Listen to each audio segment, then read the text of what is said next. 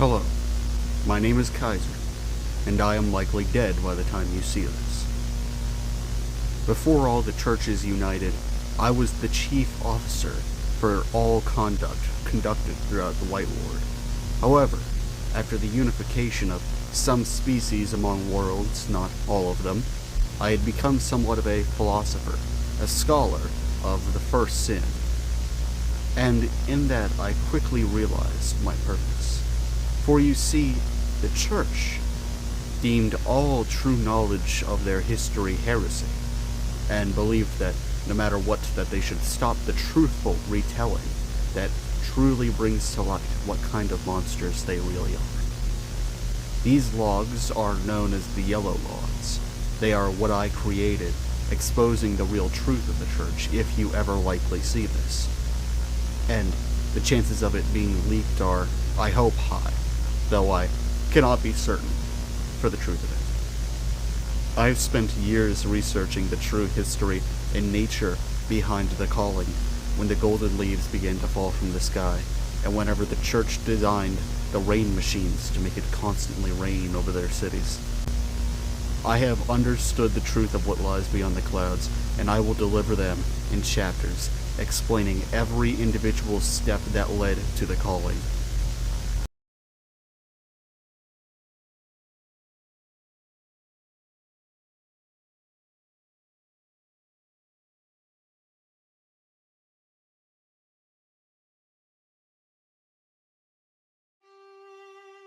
The Church believed all gods and higher beings were fools.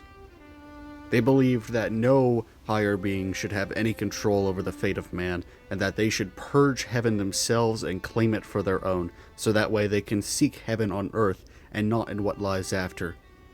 They believed servitude and blind faith in a being that truly hid everything from them was foolish, and they destined that the only way to truly free themselves is to rid heaven of all divine influence and bring it down to earth. And thus they created the first being, though certainly not the last, a being known only as the wraith. The wraith was once an experiment made by the Church to see if it were possible to exist in both the living world and the afterlife. They believed that the color yellow was the true borderline and Rubicon between all things, for in between every color, between the bitterness of the cold colors and the heat of the hot colors, there existed one single parallel: the color yellow. Some of the races that made up the Church believed that yellow was the sign of kingliness, the sign of forbidden knowledge, and others feared it because of what it could bring. But the color yellow was infused with this being known as the wraith, and they used the sigils that was presented to you to bring it to life, both in existence and yet not. Not truly dead, but also not truly living. A being that they could use to probe both the layers of hell, heaven, and every afterlife in between it, while also existing in our world to tell us everything that it sees. But the Church was foolish, for all of this knowledge and all of this omnipresence drove the wraith insane upon awakening. By all means, the wraith was neglected and tormented by its own omnipresence gifted to it by beings only using it to see the truth. It led the wraith into pure insanity, writing on the walls of its sealed-away room with nothing but runes and paintings that couldn't even be described, and looking at it would just drive you mad trying to figure out its non-Euclidean makeup. Every time you saw it, it would change, the shapes becoming unreal and uncanny, almost as if it were trying to be faces, but they couldn't comprehend it. Every time the wraith spoke, it was just mumbling and knowledge that couldn't even be transcribed. When they found the wraith in the woods, it was keen and benevolent, but ever since bringing it in to create this entity, it's been nothing but madness. And in heaven, there is emptiness and the gnashing of teeth. For every time it tried to draw the face of God, all it could make were signs and sigils that couldn't even be murdered or even transcribed onto a singular mind. In order to try quelling the wraith, they put it into a coma and placed it into a machine that could simulate its mind, to stimulate it long enough to where it wouldn't be driven insane, but to try and make it perfect so when it awoke, it would truly be what it was meant to be. But that day never came. In many worlds, it took many shapes and many faces. The people of those worlds would torment it for its strangeness, its unhingedness, as if it weren't even a real person. Its decisions would drive it insane because even it didn't know why it was acting on it, because every time it blinked, it was in a new world altogether, but they existed all at once. And the simulation in its own mind in the world it did exist in was only making it worse. After 20 years, the wraith couldn't stand it any longer.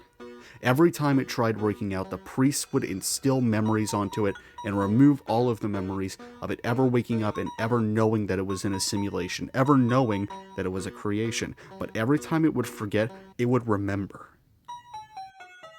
One day, he broke free. He was bound to no true world. He was both alive and not. And yet, every time the priests tried killing it, tried firing their weapons at it, it just simply came back to life. Every time they tried to kill this already ethereal being, it wouldn't feel any pain. It would return again and again as if it were some kind of undead. And it would rise, over and over again. At first, it tried to be peaceful even as it seethed with rage, but over time it eventually became furious, and one after another, the priestly hoods, they fell. Each bishop in the room would have become nothing more than red on the wall, and thousands upon thousands would have died. The rage of finally getting revenge coursed through the wraith like a beating heart. They killed without mercy, and worst of all, no matter your race, man, bug, slug, no matter what you were, monster even, it would deny you the gates of heaven. When your spirit got to that world, the wraith was already there, and it would send you to hell, just so you would know what it went through. Over and over again, and it made sure through its eyes that glowed, you could hear the screams of every single killed person coming out of its own skull, like an echo in a room that's long been empty, the sound bouncing off of its cranium out its eyes so that everyone could hear. The wraith spared no one in the upper halls. All of them burned, and the highest spires would be completely crushed, and all of the beings inside of it would be torn asunder. The soldiers of the church rushed quickly to defend it, but in the sewers far below, the lowest caste looked upon it. For you see, if you were deemed unworthy, a heretic, or you did a great dishonor to your family, you, your family, and anyone related to you would have been sent to the sewers, to fight for food, to eat rats, to eat excrement, to live in rags and filth. And when they looked upon this great yellow being, they felt inspired. They saw this thing as divine. And truthfully, this is the turning point. For you see, in any world, if enough people believe something is divine, then it simply does become divine. When the wraith finally descended down into this caste, ready to tear it apart, it saw their filthy, dirty faces, the sorrow that was etched into them, but the joy that an angel had finally come to save them. And the truth is, the wraith felt moved for the first time in its life. It had something to look after, to defend, and for many days and many weeks, it would rescue people from the sewers and bring them out into the countryside that they were forbidden from going into, just so it could give them somewhat of a better life, to teach them what it knew across all of the afterlives, to give them the gift that the church so desperately sought. And the church, they couldn't take it. For those days, the wraith traveled across many of the worlds to teach the lowest caste how to fend for themselves.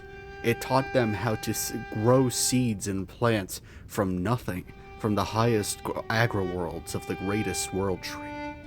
From the realms of silk and the afterlives that were within it, it taught them how to spin their own and to create clothing and weapons and all manner of utility.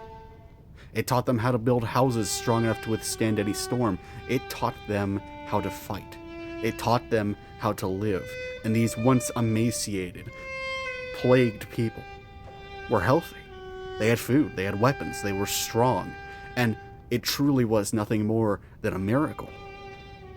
For you see, what the church wanted was to know how to create nothing from something, to create something from nothing. The true masters of fate knew how to manage and to manipulate every matter of existence, and to know that makes you divine yourself. But the people looked upon the wraith, and they knew that without it, they could have never done this. When the wraith tried sneaking back into the sewers one day, the church guards were waiting for it. They poured gallons upon gallons of salt onto its body to bring it down to earth. Salt covered its petals and they burned its body. It held it down and chained it to nothing, and they were able to haul it up into the highest halls of jury so that it may be judged for its crimes against the church. Of course, this was great news, and it spread quickly as the guards went out into the countryside to try and find the lowly that they had to execute, because disobeying the church meant nothing more than immediate execution and defilement back into the sewers. And the people, they couldn't stand for it. So they took up arms as the wraith was being hauled off and was being hauled to be executed. They killed as many guards as they could to try and save the person that brought them everything. In the higher halls, the wraith was soon to be executed. There was a poison that the church had created that rots the very soul, that every immortal being who tasted it would be rotting from the inside out and would die by the day. It was just before this injection that the masses broke in, the church never expecting their peasantry revolting. And they freed the wraith, and they told it to flee. No matter what the wraith did, they told it to go, because he knew that if he stayed, he would likely die with them. They were sacrificing themselves for him after the gift that they gave. And he knew this. He fled. He flew as far as he could, and the peasants, they did their best. Many years would pass. Everyone in the uprising had been executed accordingly. The slums had returned to what they had been. The rain began to fall around this time to hide the sky from all of the onlookers, to remind them that they were in eternal servitude to the church for trying to betray them. Unmarked graves marked the countryside. Thousands of old ruined homes and countrysides completely purged of all life smoldered even after all of the devastation years before. The church believed that all things stemming from the wraith was heretical, even if it was the knowledge they were looking for, and so they denied itself of all of that knowledge that the slums had gained, and they were back to work. But one day, from the sky, a lone child was looking. They were looking upon the rain. They stopped work the church enforced, and they pointed. For falling from the sky came a single golden petal. This petal was shortly followed by thousands, rays of orderly yellow descending from the sky above. When the guards would try to force their slaves indoors or back to work, they could not. For when the petals touched them, it burned their skin and melted their armor around them. But the peasants, they were unharmed. Miraculously, and of most heresy to the church, when the petals would land on the carcass of any slayed being that was not the church themselves, when the petals would land on the bones of someone forgotten, someone who died a slave, who died nothing, it would begin to rise. Muscles and tendons would begin to form around the skeletons as they would reanimate. Their brains would reconstruct, their lives were given back to them in that moment, and their veins, every organ in their body, glowed yellow. They were golden in blood, and their eyes betrayed great light. One after another, graves turned open, unmarked and all.